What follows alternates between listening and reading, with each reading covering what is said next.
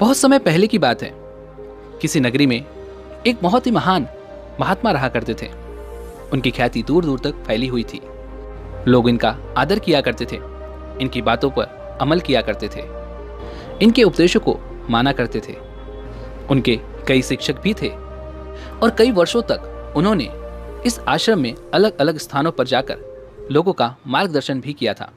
वो इतने प्रसिद्ध थे कि जब कोई भी उनके बारे में सुनता कि वह कहीं पर प्रवचन देने आ रहे हैं तो लोगों की भीड़ वहां पर इकट्ठा हो जाया करती थी।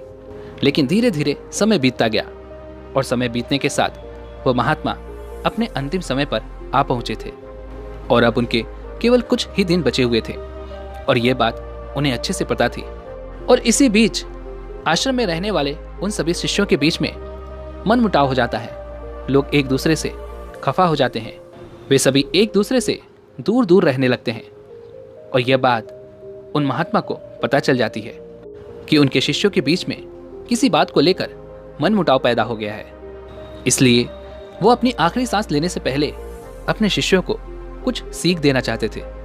उन्होंने अपने सभी शिष्यों को अपने कक्ष में बुलाया और वे उनसे कहते हैं कि शिष्यों, अब मैं इस देह को त्यागने वाला हूं, लेकिन उससे पहले मैं तुम्हें कुछ शिक्षा देना चाहता हूं जो तुम्हारे पूरे जीवन भर काम आएंगी। उनमें से एक शिष्य ने कहा, गुरुदेव, वो कौन सी शिक्षा है? इस पर वो महात्मा कहते हैं कि हमारे जीवन में अक्सर ऐसा होता है कि हम कुछ ऐसे लोगों के बीच फंस जाते हैं जहां पर ना तो लोग हमें देखना पसंद करते हैं और ना ही हमसे बात करना पसंद करते हैं। यहाँ तक कि वो आपकी बुराई करने से भी पीछे नहीं हटते। हो सकता है कि वो आपको भला बुरा भी कहें, लेकिन आप उनकी बातों को मन से लगाने की गलती ना करना और ना ही उन बातों को अपने मन पर हावी होने देना, क्योंकि उनका तो वो काम है, वो तो अपना काम करेंगे, लेकिन आपका काम ये है कि आप उन बातों को भूल जाएं, उन्हें उनकी गलतियों के लिए क्षमा कर दें और उस बात को वहीं पर खत्म कर दें। इस पर एक शिष्य कहता है, हे गुरुवर, इसका अर्थ ये हुआ कि यदि हमें कोई भला बुरा कहे तो हम उन बातों को अपने दिल पर ना लें और वो कुछ भी कहकर निकल जाए।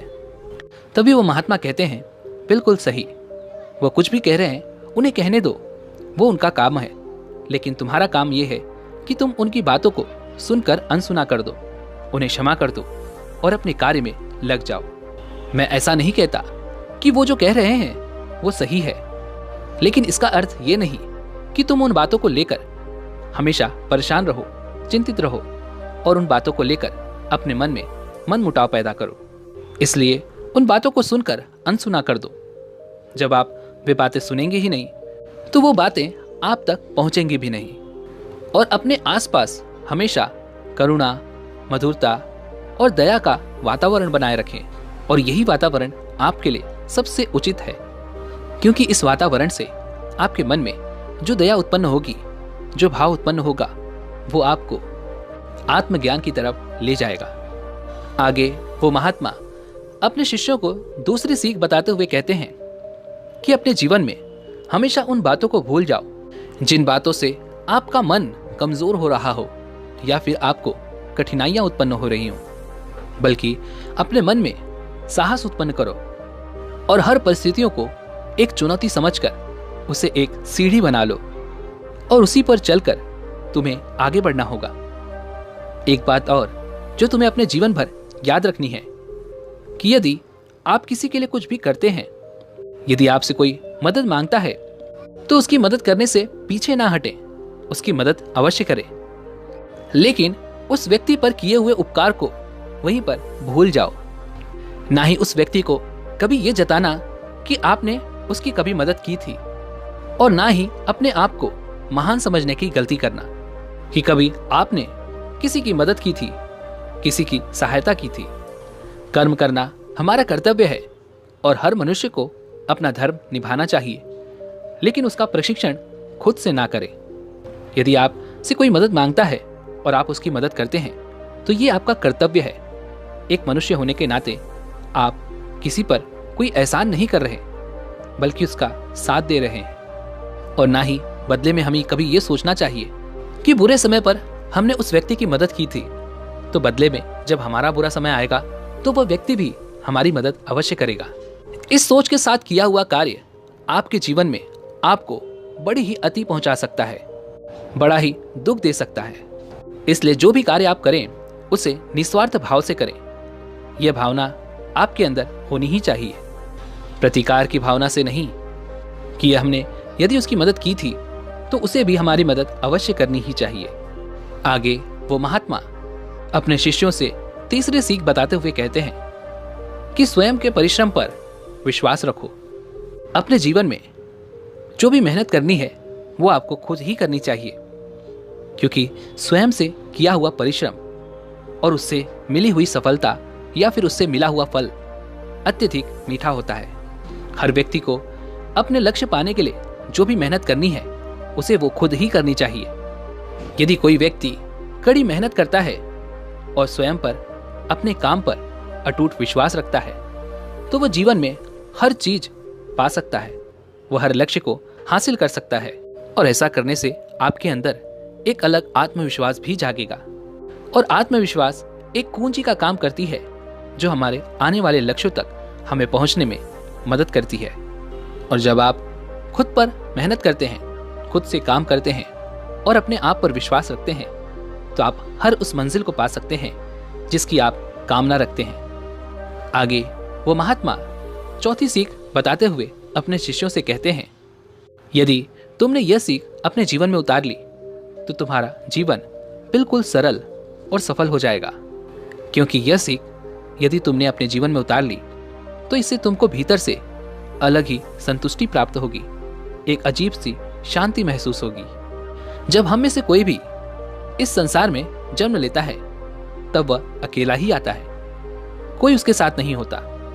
और जिस तरह से जन्म लेना तय है ठीक उसी प्रकार से मृत्यु भी आनी तय है। वह अंतिम समय आना बिल्कुल निश्चित है। और यही जीवन का सबसे बड़ा सत्य है कि जिस तरह से हम खाली हाथ इस संसार में आए थे उसी तरह से इस संसार से हमें खाली हाथ ही जाना है। तो हम पूरे जीवन भर लालच में क्यों पड़े रहते हैं? क्यों हमें किसी भी चीज को और पाना है? उसके लिए हम लड़ाई करते हैं, झगड़े करते हैं, मन में द्वेष पालते हैं, लोगों से ईर्ष्या रखते हैं और ये सारी चीजें हमारे जीवन को बर्बाद कर देती हैं और हमारा पूरा जीवन इसी में व्यर्थ हो जाता है। और देखते ही देखते हमारा अंतिम समय हमारे सामने आ जाता है। इसलिए आपके पास जो कुछ भी है उसी में खुश रहें। प्रेम को अपने मन में जगह दें, क्योंकि ये आपके अंदर वो मधुरता लाता है जिससे लोग आपको प्रेम करते हैं, लोग आपके आसपास रहना पसंद करते हैं, लोग आपसे बातें करना पसंद करते हैं। जिस दिन आपने अपने आप को भीतर वह संतुष्टि दे दी उस दिन आपका जीवन सुख से भर जाएगा। हमेशा अधिक पाने की चाह और हमारे पास सबसे कम है का दुख हमेशा के लिए खत्म हो जाएगा। ये सारी बातें कहने के बाद वो महात्मा अपने शिष्यों से कहते हैं कि अब तो मैं जा रहा हूँ, मेरे जाने का समय आ चुका है। लेकिन मेरे जाने के बाद मैं आशा करता हूँ कि आप ये चारों बातें अपने जीवन में अवश्य उतारेंगे और हंसी खुशी इस आश्रम में आप एक साथ रहेंगे। इसलिए आप सभी को अपने आप को विनम्र बनाना है, दयालु बनाना है, करुणावान बनाना है, तभी आप एक साथ इस जगह पर रह सकेंगे और आप सबके बीच में कोई मतभेद नहीं होगा, कोई मनमुटाव नहीं होगा। ये सारी बातें बताकर वो महात्मा अपने जीवन की आखिरी सांस लेते हैं और ये सारी बातें उन सभी शिष्यों को समझ आ जाती है। जाते जाते उन महात्मा ने अपने शिष्यों को जीवन को सही तरह से जीने की एक सीख देकर जाते हैं। और इन चारों बातों को यदि हम अपने जीवन में उतार लें तो हमारा जीवन भी बड़ा ही प्रसन्नता से गुजरेगा। ना ही तो हमारे मन में किसी के प्रति कोई ईर्ष्या की भावना होगी, ना ही मन में कोई मनमुटाव होगा और ना ही लोग हमसे नफरत करेंगे।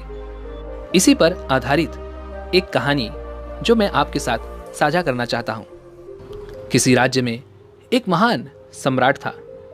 उसके पास कहने को सब कुछ था, किसी चीज की कोई कमी नहीं थी, आलीशान महल, धन दौलत, वैभव, लेकिन फिर भी उसे अधिक पाने की हमेशा चाह लगी रहती थी। वह हमेशा इसी सोच में रहता था कि उसे कहां से अत्यधिक लाभ प्राप्त होगा। एक दिन पड़ोसी राज्य ने एक उत्सव में उस राजा को आमंत्रित किया। वह राजा उस उत्सव में गया और वहां की चकाचौंध देखकर उसके मन में लालच उत्पन्न हो गया। वहां वो धन दौलत देखकर उसने सोचा कि यदि यह राज्य अगर मेरे हिस्से में आ जाए, मैं इस पर अपना कब्जा जमा लूं, तो मेरा राज्य परिपूर्ण हो जाएगा, उसकी शोभा और भी ज्यादा बढ़ जाएगी। वह अपने साथ साथ इस राज्य पर भी राज करेगा और अपना जीवन ऐशो आराम से बिताएगा। इसी सोच को लेकर वह वापस अपने राज्य लौटा और अपने मंत्री से इस बारे में बात की। दोनों ने बैठकर इस राज्य को जीतने के लिए एक अच्छी योजना बनाई। राजा ने यह ठान लिया था कि वह अब इस राज्य पर कब्जा करके ही रहेगा। वह अपने दरबार में युद्ध करने की घोषणा करता है और दूसरे राज्य को यह आदेश भिजवाता है कि दोनों राज्य के बीच जल्द ही एक युद्ध होगा। यह देखकर वह दूसरे राज्य का राजा बड़ा ही अचंभित हो जाता है। वह सोचता है कि अभी तो वह राजा हमारे यहाँ पर उत्सव में आए थे और हमारे बीच तो कोई भी ऐसा विवाद नहीं हुआ जिस कारण हमारे बीच युद्ध हो सके, तो फिर यह युद्ध क्यों होने जा रहा है। वह इसे अस्वीकार कर देता है, जिस बात का कोई अर्थ ही नहीं। वह उस युद्ध को नामंजूरी देता है और जब यह बात वह राजा को पता चलती है तो राजा को और भी ज्यादा क्रोध आ जाता है, क्योंकि उस राजा को यह राज्य चाहिए ही चाहिए, जिस कारण वह फिर से आदेश भिजवाता है कि हम जल्द ही आपके राज्य पर आक्रमण करने वाले हैं। यह देख वह राजा समझ नहीं पाता, जब हम दोनों राज्यों के बीच में एक अच्छी सी मित्रता है, शांति स्थापित है, तो फिर वह राजा युद्ध क्यों करना चाहता है। आखिर इसका कारण क्या हो सकता है। दूसरे राज्य का राजा ये सब बातें सोच ही रहा था। तभी उसे ख्याल आया कि उसके राज्य में एक महान संत रहते हैं जिन्हें वो काफी मानता भी है, जिनके उपदेशों का वह पालन किया करता था। जब वह राजा किसी समस्या या फिर किसी परिस्थिति में फंस जाता था, तब वह उन संत महाराज से सलाह अवश्य लिया करता था। यह सोचकर वह राजा फिर से उन संत महाराज के पास चला जाता है। जब वह उनके आश्रम पहुंचता है तो वह देखता है कि वह अपने शिष्यों को उपदेश दे रहे हैं। वह वहीं पर बैठकर कुछ देर उनका इंतजार करने लगता है। उपदेश खत्म होने के बाद राजा उन संत को प्रणाम करता है और वहां पर उनके आने का कारण बताता है। वह राजा कहता है, हे गुरुवर, पड़ोसी राज्य हम पर आक्रमण करना चाहते हैं, जबकि हमारे बीच ऐसा कोई विवाद नहीं हुआ है। अभी कुछ दिनों पहले ही वो हमारे यहाँ पर एक उत्सव में आए थे और वहां से वो अचानक चले गए और उसके बाद उन्होंने युद्ध का प्रस्ताव भेजा है, जिसे मैंने नामंजूर कर दिया। तो उन्होंने दोबारा उस प्रस्ताव को वापस भेजा और कहा कि हम बहुत जल्द आपके राज्य पर आक्रमण करेंगे, लेकिन उन्होंने इसका कारण नहीं बताया। आखिर वो ऐसा क्यों करना चाहते हैं। इस शांति के माहौल को वो क्यों युद्ध में परिवर्तित करना चाहते हैं। तभी वह संत उस राजा से कहते हैं, हे राजन, तुम अभी वापस अपने महल चले जाओ और मुझे कुछ देर सोचने और विचारने का समय दो।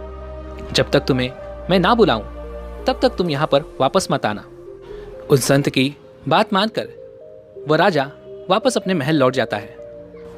वहीं दूसरी तरफ वह संत अपने एक शिष्य को यह पता लगाने के लिए उस राज्य भेजते हैं कि आखिर ऐसी कौन सी मुसीबत आ चुकी है, आखिर ऐसी कौन सी विवाद की बात हो चुकी है जिस कारण वह राजा इस राज्य पर आक्रमण करना चाहता है।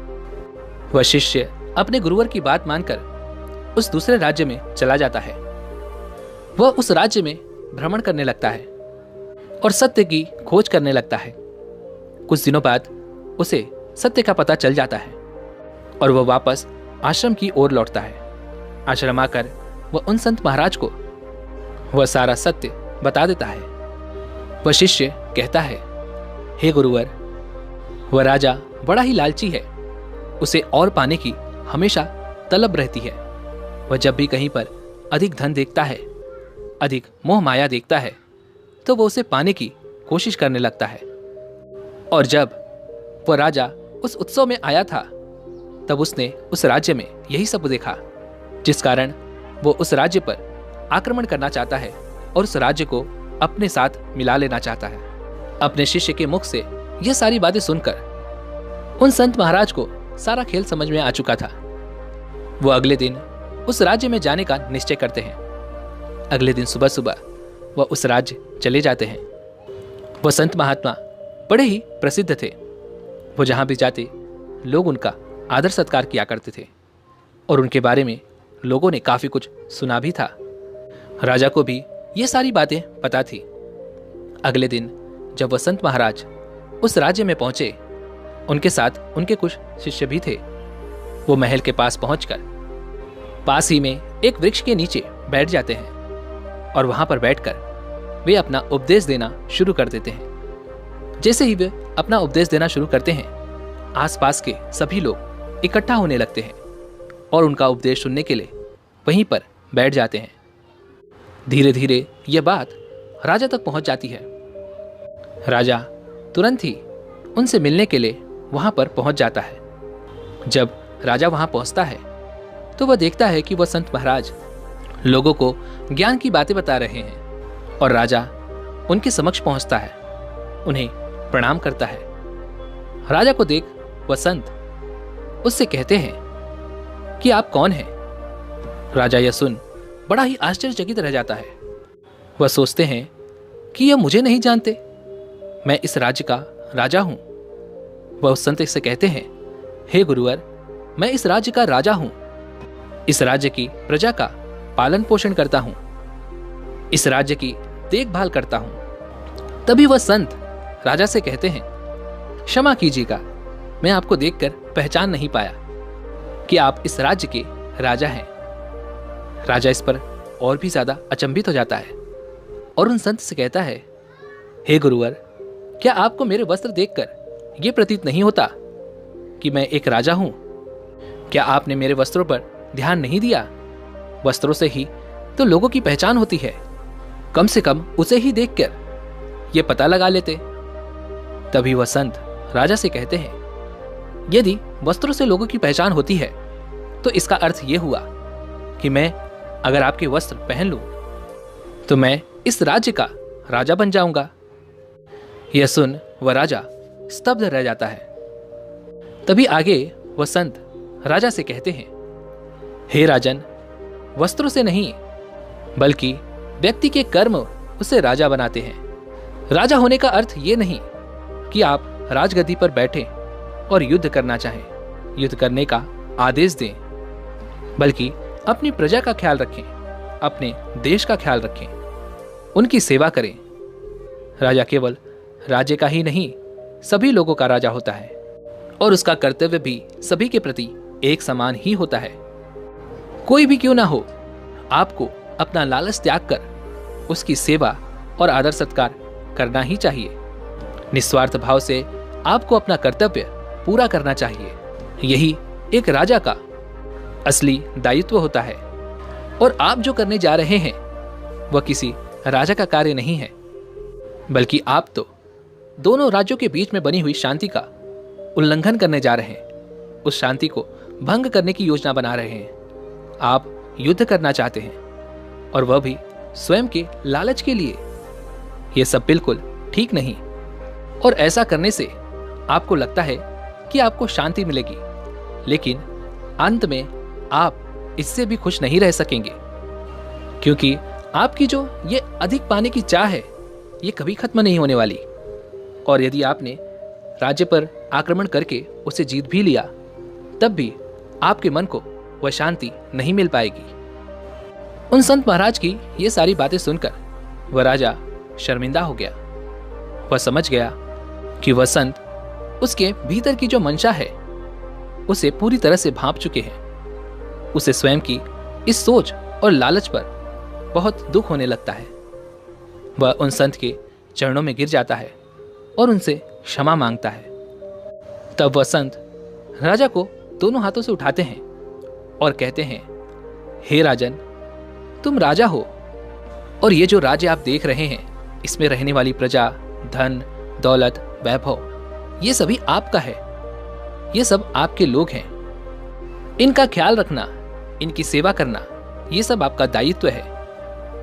राजा वह नहीं जो युद्ध करना चाहता है, जिसके पास धन होता है, बल्कि राजा तो वह होता है जो सभी के बारे में सोचता है, सभी का ख्याल रखता है और सभी को खुश रखता है, ना केवल अपनी शांति और लालच के लिए लोगों की शांति भंग कर दे। ये सब कहकर वसंत अपने शिष्यों के साथ वापस अपने राज्य को लौट आते हैं। लेकिन जाते जाते वह उस राज्य और राज्य के राजा को एक बहुमूल्य सीख देकर आते हैं। उनके आने के बाद वह राजा अपने उस फैसले को बदल देता है और दूसरे राज्य से अपनी इस गलती के लिए क्षमा मांगता है। दोस्तों, उम्मीद है कि आपने आज की इस वीडियो से ज़रूर कुछ न कुछ सीखा होगा। तो इस वीडियो को लाइक और अपने दोस्तों के साथ शेयर जरूर कीजिएगा। हमें ऐसे ही सपोर्ट करने के लिए चैनल को सब्सक्राइब और घंटी बटन को भी ज़रूर से दबा दीजिएगा। चलिए मिलते हैं ऐसी एक और वीडियो में, तब तक के लिए अपना ख्याल रखें। धन्यवाद।